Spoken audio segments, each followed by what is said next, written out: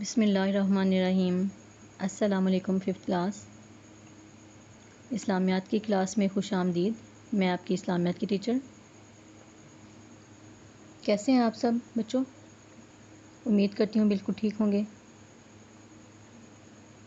Fifth class آج ہم اپنا باب دوم اسلامیات کا شروع کریں گے، سیرت طیبہ۔ ٹھیک ہے، تو نکالیں اپنی اسلامیات کی بکس۔ بچوں آج تاریخ ہے 7 ستمبر 2020 اور دن ہے پیر۔ ففتھ کلاس آج تاریخ ہے 7 ستمبر 2020 اور دن ہے پیر۔ نکالیں اپنی اسلامیات کی بکس۔ آج ہم ریڈنگ کریں گے۔ پیج نمبر 27 نکالیں۔ باب دوم ہے سیرت طیبہ۔ جی تو پہلے اس کا تعارف پڑھتے ہیں۔ تعارف ہے اس کا، نبی کریم صلی اللہ علیہ وسلم کی سیرت طیبہ ہی ایک واحد اور متفقہ راستہ ہے جس سے زندگی کے تمام شعبوں اور گوشوں میں رہنمائی ملتی ہے۔ ہر شعبہ زندگی سے وابستہ افراد سیرت طیبہ سے روشنی اور رہنمائی حاصل کر سکتے ہیں، خواہ اس شعبہ کا تعلق معاشرتی زندگی سے ہو یا معاشی و اقتصادی زندگی سے۔ اس باب میں شامل عنوانات کی تدریس کا مقصد یہ ہے کہ طلباء نبی کریم صلی اللہ علیہ وسلم کی مدنی زندگی کے اہم واقعات سے آگاہ ہو سکیں، مواقعات مدینہ کی اہمیت سے روشناس ہو سکیں۔ طلباء یہ بھی جان سکیں کہ غزوات النبی صلی اللہ علیہ وسلم کے اصل مقاصد اور اسباب کیا تھے، اور اسلام کی خاطر کس قدر امتحانات اور مشکلات کا نبی کریم صلی اللہ علیہ وسلم اور ان کے صحابہ کرام کو سامنا کرنا پڑا ہے۔ ٹھیک ہے، تو ففتھ کلاس پتہ چل گیا آپ کو اس باب میں کیا کیا ہم پڑھیں گے۔ اس باب کا اس کتاب میں ہونے کا مقصد یہ ہے کہ آپ جو بچے ہیں ہمارے، انہیں پتہ چلے کہ نبی کریم صلی اللہ علیہ وسلم کی مدنی زندگی کیسی گزری ہے، ٹھیک ہے، اور مواقعات مدینہ کی اہمیت کا آپ کو اندازہ ہو سکے، اور آپ کو پتہ چلے کہ غزوات النبی صلی اللہ علیہ وسلم کے کیا مقاصد تھے، اور اسلام کی خاطر ہمارے پیارے نبی حضرت محمد صلی اللہ علیہ وسلم، ان کے جو دوست احباب تھے صحابہ کرام، ان کو کن کن مشکلات کا سامنا کرنا پڑا۔ تو آتے ہیں ہم مواقعات کی طرف۔ مواقعات عربی زبان کا لفظ ہے جس کا مطلب ہے بھائی چارہ۔ رسول اللہ صلی اللہ علیہ وسلم نے ہجرت مدینہ کے بعد مہاجرین اور انصار کے درمیان مواقعات کا رشتہ قائم کیا۔ ففتھ کلاس یہ میری کتاب پہ تھوڑا وہ انڈر لائن کیا ہوا ہے، ٹھیک ہے، تو اس لیے وہ شاید آپ کو ٹھیک سے نظر نہ آ سکے، تو آپ اپنی اسلامیات کی بکس ساتھ میں کھول کے رکھیں، پیج نمبر 27، تاکہ آپ کو کلیئرلی نظر آئے، ٹھیک ہے۔ مواقعات عربی زبان کا لفظ ہے جس کا مطلب بھائی چارہ کے ہیں۔ رسول اللہ صلی اللہ علیہ وسلم نے ہجرت مدینہ کے بعد مہاجرین اور انصار کے درمیان مواقعات کا رشتہ قائم کیا، یعنی انہیں بھائی بھائی بنایا، مہاجرین اور انصار کو۔ آپ صلی اللہ علیہ وسلم نے مہاجرین اور انصار کو آپس میں بھائی بھائی بنا دیا۔ تاریخ میں یہ رشتہ اخوت مواقعات مدینہ کے نام سے مشہور ہے۔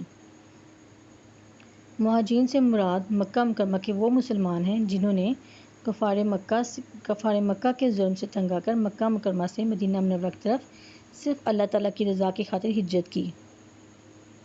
مہاجرین سے مراد وہ لوگ ہیں جنہوں نے مکہ کے کفار کے ظلم سے تنگ آ کر مکہ مکرمہ سے مدینہ منورہ کی طرف اللہ تعالیٰ کی خاطر، اللہ تعالیٰ کی رضا، اللہ کی خوشنودی حاصل کرنے کے لیے ہجرت کی۔ یہ لوگ اللہ تعالیٰ کے حکم سے ہجرت کر کے بے سر و سامانی کی حالت میں مدینہ منورہ پہنچے۔ بے سر و سامانی یعنی اپنا سامان، اپنی چیزیں جو بھی کچھ ان کے پاس وہ سب چھوڑ کے مدینہ منورہ پہنچے، یعنی ان سب چیزوں کے بغیر۔ ان میں کچھ صحابہ کرام مالدار بھی تھے، ان کے مکہ مکرمہ میں گھر، عزیز و اقارب اور دوست احباب بھی تھے، مگر یہ لوگ جب ہجرت کر کے مدینہ منورہ آئے تو خالی ہاتھ تھے۔ مدینہ منورہ کے مسلمانوں نے مہاجرین کی بھرپور مدد کی۔ اللہ تعالیٰ نے ان لوگوں کو انصار کا خطاب عطا فرمایا ہے۔ مدینہ منورہ کے جو مسلمان تھے، مہاجرین تھے، جو مکہ مکرمہ کے لوگ تھے جو ہجرت کر کے گئے، ان کے مکہ میں اپنے گھر تھے، ان کے عزیز و اقارب تھے مکہ میں اور دوست احباب تھے، لیکن جب وہ مکہ سے ہجرت کر کے مدینہ منورہ گئے تو وہ سب خالی ہاتھ تھے، وہ اپنا سب کچھ وہاں چھوڑ کے گئے تھے۔ اور مدینہ منورہ کے جو مسلمان تھے انہوں نے مہاجرین کی بہت مدد کی، دل و جان سے مدد کی، اور ان کے اسی رویے کی وجہ سے اللہ تعالیٰ نے ان کو انصار کا خطاب عطا فرمایا ہے۔ مہاجرین مکہ مکرمہ میں اپنا سب کچھ چھوڑ کر مدینہ منورہ خالی ہاتھ پہنچے تھے۔ نبی کریم صلی اللہ علیہ وسلم کو احساس تھا کہ مہاجرین اہل مدینہ کے لیے بوجھ اور پریشانی کا باعث نہ بنیں۔ آپ صلی اللہ علیہ وسلم نے انصار اور مہاجرین کے درمیان مواخات قائم کرنے کے لیے انہیں حضرت انس بن مالک رضی اللہ عنہ کے مکان پر جمع کیا۔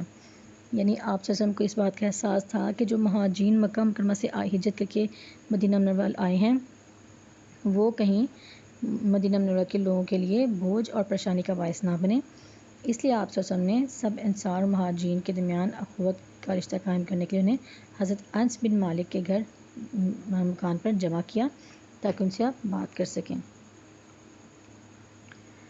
آپ صلی اللہ علیہ وسلم نے انصار اور مہاجرین کو مخاطب کر کے فرمایا، تم لوگ آپس میں بھائی بھائی ہو، اس لیے میں ایک ایک انصاری اور ایک ایک مہاجر کے درمیان مواخات اور بھائی چارے کا رشتہ قائم کیے دیتا ہوں۔ اس کے بعد آپ صلی اللہ علیہ وسلم نے انصار اور مہاجرین کا نام لے کر انہیں ایک دوسرے کا بھائی اور دکھ درد کا ساتھی قرار دیا۔ انصار نے مہاجرین کی تمام ضروریات کو پورا کرنے کی بھرپور کوشش کی۔ وہ خود تکلیف برداشت کر لیتے مگر مہاجرین کے آرام کا پورا خیال رکھتے۔ اہل مدینہ کا پیشہ کاشتکاری تھا اور مہاجرین تجارت کے پیشہ سے منسلک تھے، یہ کھیتی باڑی کرنا نہیں جانتے تھے۔ انصار مدینہ مہاجرین کو اپنی پیداوار میں سے باقاعدہ حصہ دیتے رہے۔ انصار مدینہ کے اثار کی مثالیں سنہری حروف میں لکھنے کے قابل ہیں۔ یہ دیکھیں بچوں، اس میں لکھا ہے کہ جو مہاجرین تھے ان کی انصار نے بہت مدد کی، ان کی پوری طرح سے انہوں نے مدد کی۔ وہ خود تکلیف برداشت کر رہے تھے مگر مہاجرین کے آرام کا پورا خیال کرتے تھے۔ اور جو اہل مدینہ تھے وہ ان کا پیشہ کاشتکاری تھا، لیکن جو مہاجرین تھے جو مکہ مکرمہ سے ہجرت کر کے مدینہ منورہ آئے تھے وہ تجارت کا پیشہ تھا ان کا، وہ تجارت کرتے تھے۔ اور کھیتی باڑی جو انصار کرتے تھے مدینہ منورہ میں، وہ مہاجرین کھیتی باڑی کرنا نہیں جانتے تھے، لیکن انصار نے مہاجرین کو اپنی پیداوار میں سے باقاعدہ حصہ دینا شروع کر دیا، وہ ان کو حصہ دیتے رہے۔ اور اس لیے انصار مدینہ کے اثار کی مثالیں سنہری حروف میں لکھنے کے قابل ہیں۔ انہوں نے بہت قربانیاں دی ان کے لیے، انہوں نے ان کے ساتھ بہت اچھا سلوک کیا۔ رسول اللہ صلی اللہ علیہ وسلم نے حضرت عبد الرحمن بن عوف رضی اللہ عنہ کو حضرت سعد بن ربیع رضی اللہ عنہ کا دینی بھائی بنایا تھا۔ حضرت سعد رضی اللہ عنہ مالدار آدمی تھے، انہوں نے حضرت عبد الرحمن بن عوف سے کہا کہ آپ میرے تمام مال سے آدھا حصہ لے لیں۔ حضرت عبد الرحمن بن عوف نے فرمایا، اللہ تعالیٰ آپ کے مال میں برکت دے، مجھے بازار کا راستہ بتا دو تاکہ میں وہاں کوئی تجارت کر سکوں۔ تھوڑے ہی عرصے میں حضرت عبد الرحمن بن عوف کی تجارت میں اتنی برکت ہوئی کہ ان کا مال تجارت سینکڑوں اونٹوں پر جانے لگا۔ یہ دیکھیں جو مہاجرین تھے وہ بھی فارغ لیکن بیٹھنے والے نہیں تھے، ان کو بھی اس بات کا احساس تھا کہ وہ جو انصار ہیں ان کے ساتھ بہت اچھے ہیں اور ان کا بہت خیال رکھ رہے ہیں، تو اس لیے وہ ان پہ زیادہ بوجھ نہیں بننا چاہتے تھے۔ حضرت عبد الرحمن بن عوف کو حضور صلی اللہ علیہ وسلم نے حضرت سعد بن ربیع کا دینی بھائی بنا دیا، اور حضرت سعد نے جو کہ بہت مالدار آدمی تھے انہوں نے حضرت عبد الرحمن سے کہا کہ میرے تمام مال سے آدھا حصہ لے لیں، لیکن حضرت عبد الرحمن بن عوف نے فرمایا، اللہ تعالیٰ آپ کے مال میں برکت دے، مجھے آپ بس بازار کا راستہ بتا دیں، میں وہاں کوئی تجارت کر سکوں تاکہ میں اس سے کچھ کما سکوں۔ اور تھوڑے ہی عرصے میں اللہ تعالیٰ نے ان کے تجارت میں برکت دی حضرت عبد الرحمن کی، اور ان کی تجارت میں اتنی برکت ہوئی کہ ان کا مال تجارت سینکڑوں اونٹوں پر جانے لگا، یعنی وہ بہت مالدار ہو گئے۔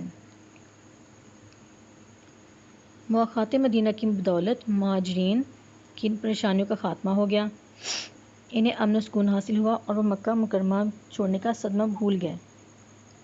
مواخات کی وجہ سے مدینہ منورہ میں اسلامی معاشرہ قائم ہوا۔ مہاجرین و انصار نے اشاعت اسلام کے لیے مل کر کام کیا اور لوگوں تک اللہ تعالیٰ کا پیغام پہنچایا۔